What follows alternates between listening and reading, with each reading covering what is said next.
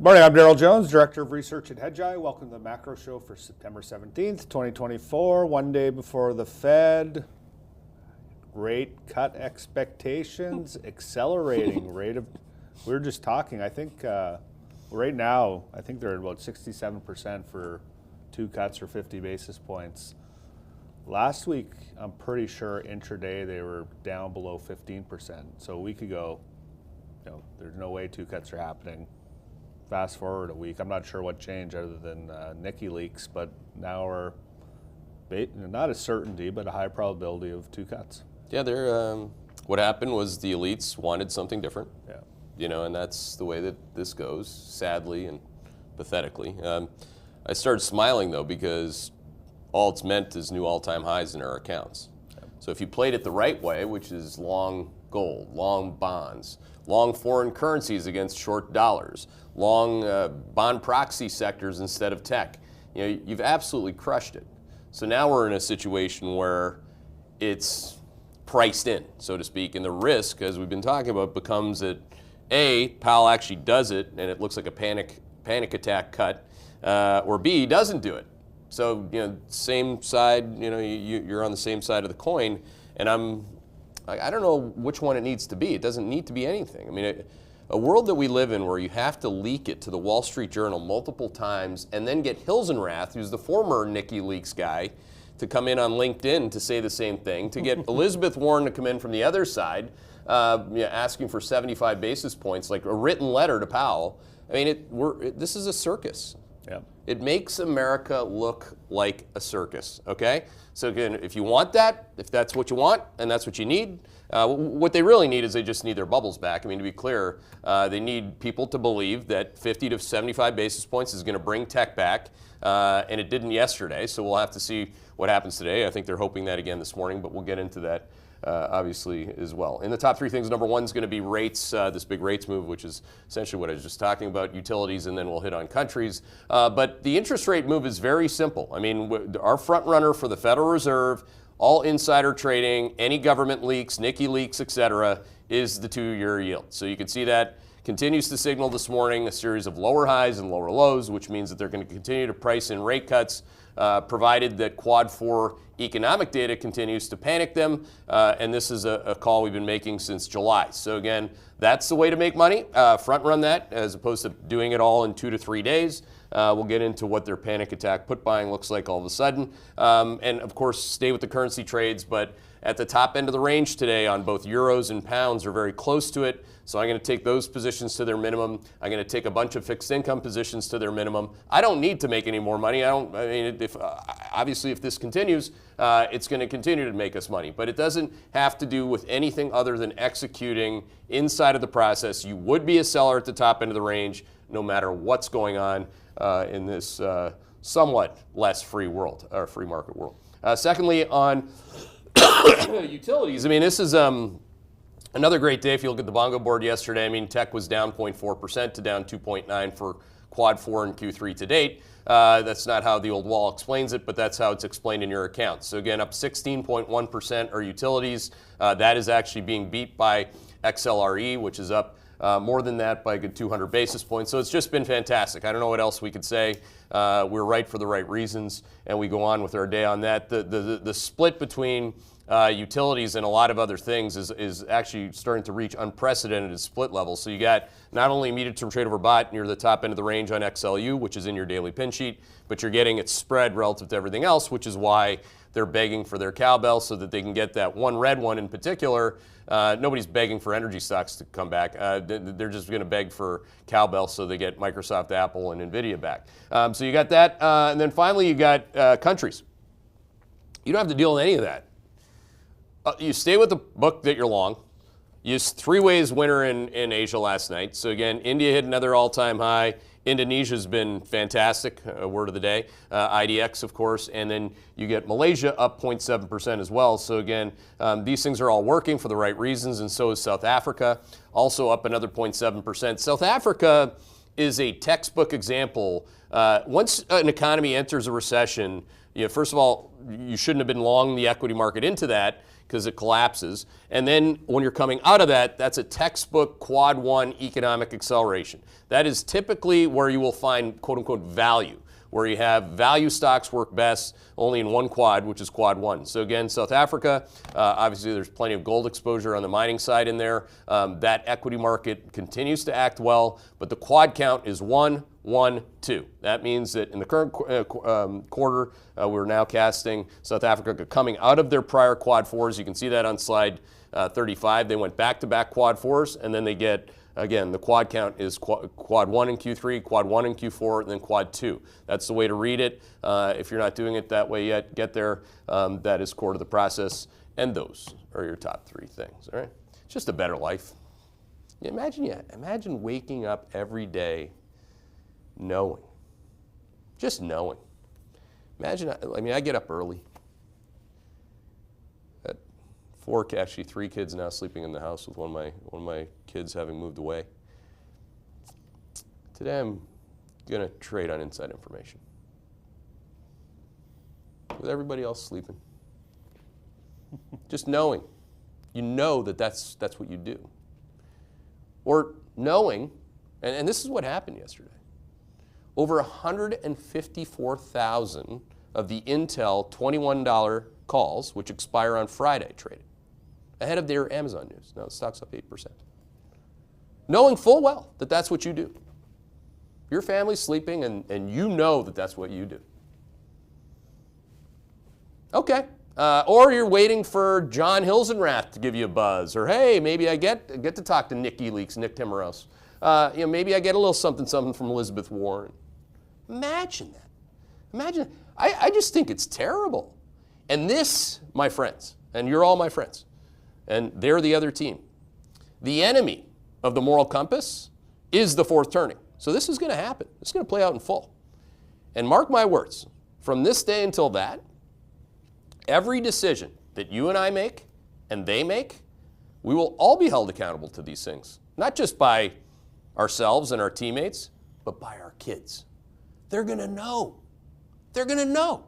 Eventually, everyone knows. So that's something to think about. So let's play the infinite game. This is a great framework, I thought, this morning, Jonesy. I put it in the early look, Genron, the top 5, kind of like signs, of leadership. Any leader who wants to adopt this type of a mentality, which is I'm in it until I'm on the wrong side of the grass. Advance a just cause. Are we doing that? 100% always have been. Transparency, accountability, and trust. Building trusting teams and your community. In this case, absolutely. Check it down. Study your worthy rivals. Now, they are worthy. There are many multi-millionaires, billionaires waking up with that modus operandi that I just explained. And they know it. Right? We know they're worthy rivals. We know who the elites are. We know what the establishment is. Worthy rivals. I didn't say respected rivals. I said worthy rivals. Okay? Prepare for existential flexibility every single day and demonstrate the courage to lead. We're here every day. We write an early look every day. We have real-time alerts every day. I post my portfolio solutions, which is my long-only account, right down to the position size every day. All right? And it's not just about that. It's about everything else and coming all together by doing it, in a transparent and accountable way that's legal. Okay? Now that's something to keep grinding on. So if you're building your business on that, I think you're going to take share, because if anybody found out the truth, and they will, they're going to come knocking on your door saying, can I do business with you instead? All right, let's go. S&P 500 risk range. Interesting setup here today with the top end of the range, pretty much where the futures are. Notice how the U.S. equity futures are doing something different than the rest of macro right now. Most SPY monkeys wouldn't recognize that. There's so much manipulation inside of SPY, don't forget, in the pre-market through 0 days to expiration options, et cetera, that you know what I mean by that. But the upside versus the downside now goes to 9-to-1 into the event. Okay, this is the downside here is now minus 4.3%. So if Powell only cuts by 25 basis points, S&P 500 could drop back below 5,400 in a New York minute, and nobody should be surprised. Write it down. I didn't say it's going to happen. I said it could happen. There's a difference. because that's the probable setup. Now, 5660 is 7 points away from the all-time closing high. Whether or not the S&P 500 makes an all-time closing high today, tomorrow, or the day after that, I don't care. It's not a position of mine. But it is signaling bullish trend because there's so much underneath the hood that's working, including healthcare, insurance stocks. I already highlighted REITs and UTs. Infrastructure, GII, I never talk about it, it only goes up. That's another Portfolio Solutions U.S. equity position. Consumer staples. There are a lot of things in the S&P 500 that continue to work for us, and that's just fine. But again, in quad 3, as we make that transition, I would expect the S&P 500, if the top end of the range says we can hit an all-time high, to hit an all-time high. If it doesn't imply an all-time high, I will not expect that. Easy. Red light, green light. Play the game. All right? If then. What else we got going on here for you this morning? Already hit on the bongo board. How about, when you look at Russell volatility, NASDAQ volatility, they're still cleanly in the chop bucket. That means that they are in the 20s. Between 19 and 30 on volatility, which the VIX is not. It went out front month at 17. Russell volatility is at 26 and NASDAQ volatility is close to 23. So I circled those for you just so you know the difference between the two. Obviously, being long the S&P 500 has been better than being long the NASDAQ or the Russell. What else we got since quad 4 started? Volume yesterday? Nah, it's all in the options. All the manipulation, all the leaks, all that, it's all in options. Yeah, if you had the intel, inside information, you're not going to go to jail for trading on it. Shame on you, but whatever. The volumes in the options. What you notice intraday, if you're paying attention to the tools, and Nelson asked me on Twitter, he's like, hey, is this what I should be looking at? I'm not going to answer that publicly. Oh, no, I'm not giving that tool away. I'm not going to. Worthy rivals. I'm not giving that to them. They don't pay for this. Nelson, don't ask those questions on the free channel. But for those of you that do, you know that I know that we know when they're trading, when they're manipulating, when they're pushing, when they're pumping, right? Look at the MSOS, the most active options table throughout the day, and you're going to see on the open yesterday the number 2-3 contract next to SPY 0 days to expiration were the NVIDIA 120s. And as those failed, those came off the board. And then came Intel. Here comes Wishbone. I saw that coming up the board. I'm like, wow, that's interesting, right, Jonesy? Because Intel was like a disaster stock. Who would be buying? Like, they usually only go with NVIDIA, Tesla, sometimes Apple. But that one? Look at that. Look at the volume. That's the cash equity. So it wasn't just the options. That's the cash equity spike. Like, that isn't, like, if you run the SEC and you don't know what you're looking at, good morning, first of all, and you're welcome. But because somebody's just got to wake the fuck up. I mean, this is ridiculous. I mean, at this point, yeah, and sometimes you got to drop an F-bomb to wake some people up. What do you say? So does the option activity drive the cash activity too to something like let's say you're sitting there, you're seeing all this option activity, or you're like, okay, something's going on here. I'm going to buy some of the stock. Like, well, yeah. It all sort of works together. Well, the way that it works, yes, exactly, Jonesy. So just as a refresher, this is a good example. So if I come in and I say, I'm back at Magnetar, Jonesy's back at JP Morgan. You worked at JP Morgan for a cup of coffee, right? Yep. So Jonesy's on the options desk. Jonesy Butts, buy me 25,000. That would be a huge order. Buy me 25,000 of the C120s that expire on Sep 20th. That's an order. Jonesy Buds, got it, Buds. Here we go. Jonesy Buds now is short the Intel calls and needs to buy the stock. JP Morgan needs to buy the stock and or calls to hedge the position. Therefore, you get exactly what you just said. Right? That's the functional matter. Now, how many people have explained that to you before? Like when these yo-yos are talking on the halftime bullshit report, like giving you what's going on play-by-play in the market, they're not explaining the game. It's like watching people explain hockey with wooden sticks. It's useless, So turn it off. Pay attention. Pay attention. Nice job, Nelson, paying attention on your own. That's a good thing. What else we got going on for you this morning? Away from that cash volume and the aggregate being down, the only pin action is where the inside information is. We already talked about the sector setups. The move index is still below trend. Trend for the move is now moved up to 103, and it closes at 101 if you look at cross asset class vol. High yield, no change. Short-term calendar vol. This could have been the chart of the day. So I said yesterday you should not be surprised when that number goes to 20. Now it's at 19.44 and counting. It'll be at 20 at some point today. So you've gone from 13, you're sitting right there at 13. Okay, we get our cowbell. Everybody's long cowbell. And then if he doesn't give it, that's why I think you could have a blow up. So we'll have to see. And again, pal, you created this system. You didn't create the system. Sorry. Let me re-say that. I don't have a teleprompter, so sometimes I screw up. You've perpetuated the system that could do that. You've perpetuated a system at the Federal Reserve where you can get pushed around politically. All right? If you decide to go against the political wind, and I highly suggest for your own integrity's sake that you do, then the stock market's going to blow up. So make a call. All right? Volcker wouldn't care if the stock market had some bad days. Not at all.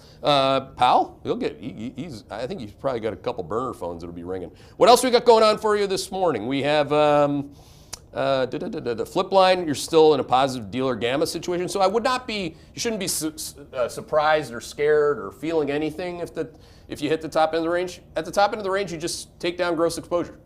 Right? That's what you do in all of your longs that are working. There's plenty of longs that are working. We reviewed AT&T, which is one of our top longs this morning on the call. Another great call by Andrew Friedman, for example. 1 month below 3 months for the second day in a row. So again, this could again and should again, if it continues, perpetuate more upside as opposed to downside, especially as we push into quad 3 and Q4. But again, as you look at more broadly across asset classes, you're not seeing quad 4. It's just this U.S. equity manifestation in the futures for this morning. Quick question on this chart. You follow the tier 1 stuff a lot closer than I do, but Eric, can you pull that chart up again?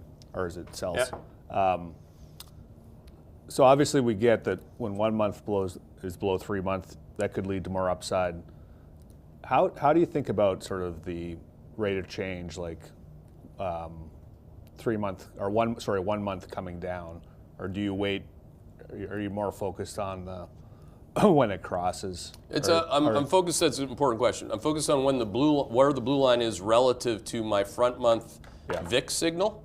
Okay, gotcha. And my risk range on the VIX. Yep. So the trend for the VIX is just north of 15. If that blue line stays down and the VIX goes below 15, which today is unlikely because the low end of the range of the VIX is 15.16, then we'll have a bearish trend flip. The most bullish place to be long equities is actually in quad 1, 2, or 3, broad equities, high beta, quads 1, 2, or 3 with the VIX having a range of 10 to inside of 15. So you'd go into the investable bucket. What we've been doing back and forth here as quad 4 has been hitting and blowing things up has been really shifting us into the chop bucket. Yep. Right? 3 buckets of volatility. Again, you got the investable bucket between 9, it's really 9, that's the low all time, 9 and 15, call it the VIX. High teens into the high 20s is the chop bucket. And some people, one time you said 20 to 29. Well, now I say high 19s to the 20. You get over it, right? Because currently that's what the trend says. So the trend is at, that's that 15 level that brings that into play. Things are constantly changing and dynamically. So that's what math is. And then of course you got the F bucket, which is north of 29 on the VIX. So you got that. So things to think about. All right. What else we got going on for you this morning? So again, pay attention to that tier 1 alpha line. So in other words, if the stock market doesn't stay at the top end of the range today, fails in the first 20 minutes, goes straight down on the news tomorrow at the Fed meeting, it would only take a 0.6% drop to go back to a negative gamma position. The flip line, don't forget, is at 56.01. Gamma throttle, no change there. There's not a lot to call out. Yesterday was actually a really bad day. If you're long Apple or Nvidia on the trend break, both broke trend.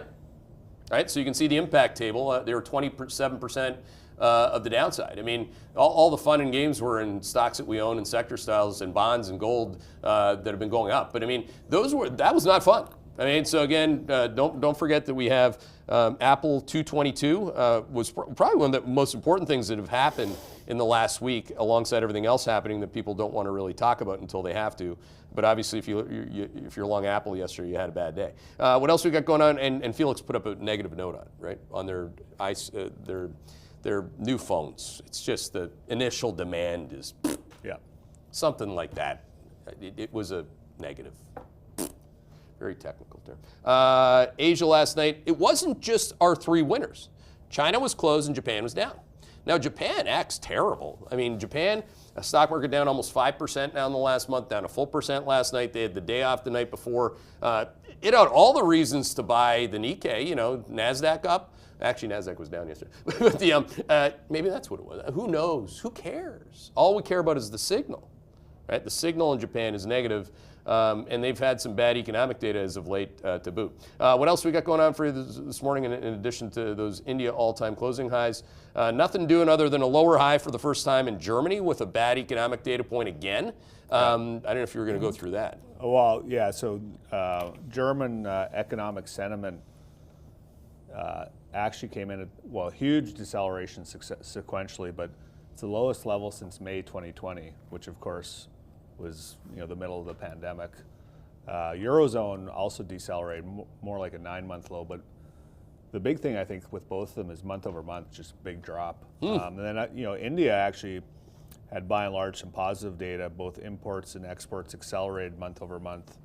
Actually big acceleration in imports, went from 57 billion to 63 billion.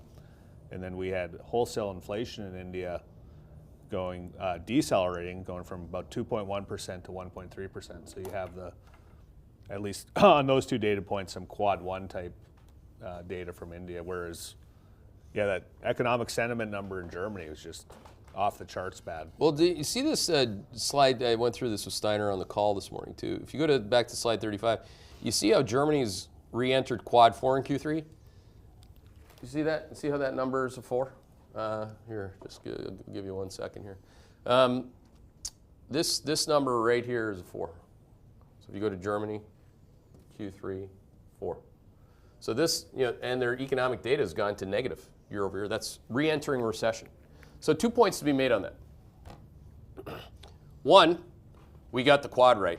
2, I got the short position in Germany wrong. So that can happen, and it did happen. It was one of the few mistakes I've made from a macro perspective in the last 3 months, which was overstaying my welcome on the French short, France, and starting to short Germany when it was bearish trend, then it went to bullish trend. Well, I said it shouldn't, you know, get above back, it shouldn't hold bullish trend because the economic data continues to come in weaker, and didn't matter what I said should happen. That's what did happen. So I got stopped out, took a small loss instead of a massive loss, and Germany did what it did, and we're still in the same spot. So if Germany makes a lower high today, breaks trade, I'm coming back to the short side of that sucker. I'm not scared of a former mistake. I learned from that. I learned from every mistake. I'm grateful for every mistake. I've learned from more mistakes than anybody publicly in markets. It's a fact. You tell me somebody else who's shown 8,000 timestamps in real-time alerts. You know, or well, I think to your point on mistakes, part of this game is realizing that there are mistakes, right? Like, of course. That's why, you know, we've talked about it before, but Roger Federer's speech at Dartmouth where he said, I only won 54% of my points as a professional tennis player, but yet he's one of the best ever, right? And a good trader, I think, only wins about 54% of their trades, right? 54 to 60% would make you an all-star. Yeah. And look, I like learning from mistakes. I hate losing, and I like learning from mistakes. But again, put it in context. You see what happened to the economic data in Germany, indeed. What else just around the bases here? I said oil. It's not a day to do nothing. Oil's top end of the range has come in quite a bit. It's still bearish trend by a lot. That is one of the many quad 4 signals that remains this morning. Same thing with copper failing at trend last week, and again, should fail again today. Could be a short selling opportunity in the doctor. Copper being, silver's still bullish. Of course, gold's still bullish, but overbought. Okay, so don't be max long gold here. Sell some. Obviously, with interest rates at the low end of the range, again, it's all the same trade in macro ahead of the Fed. We are seeing some food price inflation that is manifesting, which Biolsi and I went through. And I don't mean the main line of corn, but wheat has gone to bullish trade just inside a trend. We have double-digit moves in the prices of oats, 16%. I know some of you don't eat oats, but a lot of people do, and so do animals. Milk, 12% inflation in the last month. Tea. Anybody drink tea? That's up 10% in the last month. So again, we're paying attention to everything. We're not focusing you daily on every single line item, but today would be a good day to be paying attention to things like that because we're about to have everybody tell you in the Democrat Party, of course, that's their new narrative that inflation, the war has been won. What else we got going on for you this morning? We have bond yields, lower lows, lower highs. That's not new. The 10-year yield, lower low is 358. You are seeing bond yields bounce. you're seeing dollar strength weakness back off. So it looks to me that you're getting ex-Bitcoin and stocks, S&P futures. They're the last people to know, okay? The bond market, the currency market figures it out, and then eventually the yo-yos who don't know what those things are figure it out. So just look at those things diverge even in the last hour and a half and say, maybe the bond market's had its fill. Well, it actually goes to one of the questions we got from a subscriber today. With all the leaks, what is the actual likelihood of a 50 basis point cut? How much of the 50 basis point cut is priced in already? How much of institutional money reacts on the actual number? And I think what you're saying is maybe we're at the point where the 50 basis points is priced in, and even that's a disappointment. Yeah. I think 50 is priced in. Yeah. I mean, that's what the Fed Fund futures are telling you. Yeah, it's 50, and again, 50 is a panic cut. That part of it's not priced in. Because we're still at the point where even Elizabeth Warren thinks that she can get the stock market to go up by telling Powell to do 75 basis points. I can't say it enough times. When bad is bad from an economic data perspective and the Fed is doing panic rate cuts, that historically has been very bad for stocks, okay? Widely held stocks, not the stocks we own. It's great for utilities. And that's what the message has been all along. Yeah. So I think that it's a lot easier to see if you've had this portfolio on for 3 months. Some people, like kind of classic Hedgeye, new subscribers come in, they're like, oh, that's been great, and then they'll buy the top of utilities or something. I mean, I don't want you to do that. I don't want you to buy gold at the top end of the range. It's just dumb. Okay, now I do think, I think that this has all of a sudden turned into a material risk for everything that I own and everything that they own. So on that, we have it in common. Okay, I did want to hit on retail sales quickly. And maybe we can just pull up that table quick, but up, this is headline, up 0.1% month over month, better than expected, which was, consensus was negative 0.2%. But I think this is the big point. On a year over year basis from July to August, headlines slowed from 2.9% to 2.1%. So kind of consistent with what we were saying yesterday. Yep. Go to slide 31, guys, so we can just review what we did yesterday, because now we get the number, and this is a good example of how the process works for new subscribers, which we appreciate. Thanks for joining us, of course. So yesterday I highlighted this because Jonesy was highlighting this, okay? So last month... Sorry, I guess it was 2.7 last month. Whatever, it's like it was up. So you go from 2.04 to 2. So that was up, and this number is what right here? 2.1. 2.1. So that is actually that's a trending deceleration. Trending being 3 months or more, right? Because your high water spot when we had quad one in March was 3.6%. So that's 150 basis point slowdown from this local quad peak. All right? So that's the part. Like when you hear a lot of these disappointments in retail sales and you hear a slowing on the low-end consumer, as Wall Street likes to call them. Don't call people low-end. You suck when you say that. What are you, high-end because you got more money? You're not from Thunder Bay, dude. We can talk about that. But they're not low-end. They just don't have any money, right? In some cases, don't have any opportunity to get out of it either now, because we're going to devalue the dollar by 5% in the last 3 months. So again, as this has been slow, actually up here the dollar was stronger. The dollar didn't start to break down until we got into, really into July, August, and the September numbers, Jones, are going to be the worst numbers of them all, because again, the comparison back in September of last year is a 4.15, which is 113 basis points tougher. So yeah, really important number. Good job highlighting it back to back, day to day. All right, we're going to wrap it up there. Thanks everybody for tuning in. Back at it tomorrow at 9 a.m. Take care.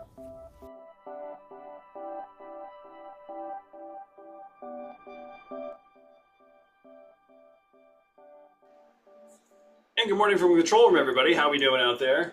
Eric Gender here in the control room while I figure things out. Just a reminder, this Thursday we have a real conversation with the whole Tier 1 Alpha gang is going to be in studio talking with Keith about all the options action that's going on in the market right now, as Keith has been emphasizing a lot. That's going to be a fantastic conversation. They're also going to touch on their changes to their mass market product. Very exciting stuff there.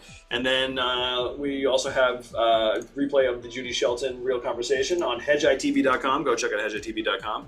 And just a reminder, we have 1 week from today, Hedgeye Virtual. We've done our regional conferences, we've done Hedgeye Live. Now we're trying an online one. Go to hedgeitv.com, click on that link, get the information there. Tickets are only $99 to attend.